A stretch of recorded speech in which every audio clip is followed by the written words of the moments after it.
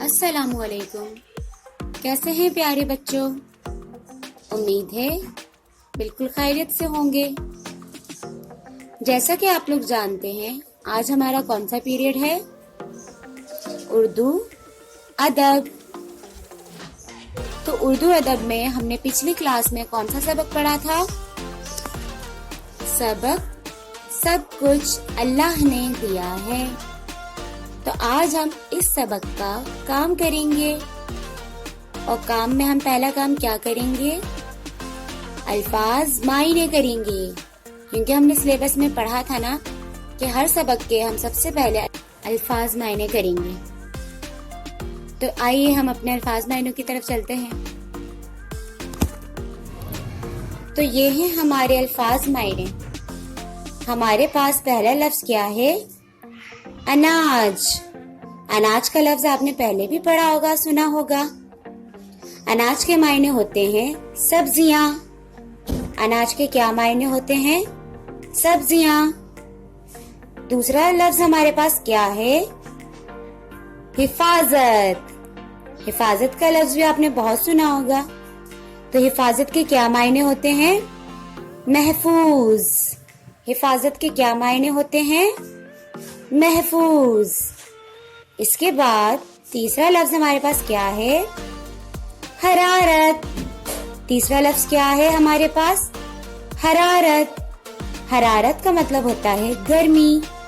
हरारत का क्या मतलब होता है? गर्मी। इसके बाद हमारे पास लफ्ज है नेमतें। क्या लफ्ज है? नेमतें।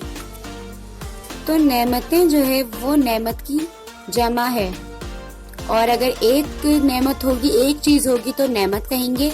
एक से ज्यादा होंगी चीजें तो वो नेमतें कहलाएंगी। और इसके मायने क्या हैं? अल्लाह की तरफ से अता करदा चीजें, यानी वो चीजें जो अल्लाह ताला ने हमें अता की, जैसे पानी, फल, सब्जियां, ये सब अल्लाह ताला की तरफ से अता करदा चीजें। तो ये हमारे लिए नेमतें हैं। जो अल्लाह की तरफ से अता करदा चीजें होती हैं वो हमारे लिए होती हैं नेमतें। इसके बाद कौन सा लफ्ज है? खेती बाड़ी। कौन सा लफ्ज है? खेती बाड़ी। खेती बाड़ी ज्यादातर मैदानों में होती है जहां पर खेत उगाए जाते हैं, और इसके मायने भी क्या हैं? खेत, यानी जहां अनाज उगाया जाता है, जहां पर सब्जियां, फल और दरख्त, पौधे, हमारे खाने पीने की जो अशिया जो जमीन से उगती हैं, जो पौधों में उगती हैं, वो खेत कहलाते हैं, जहां पर हर रंग की सब्जी, फूल, पौधे, हर एक चीज होती है। तो इसका खेती बाड़ी का क्या मतलब होता है? खेत, जहां पर अनाज उगाया जाए, जो अनाज उगाया जाता है उसको कहते हैं खेती बाड़ी। तो इस क्लास में बच्चों इतना ही।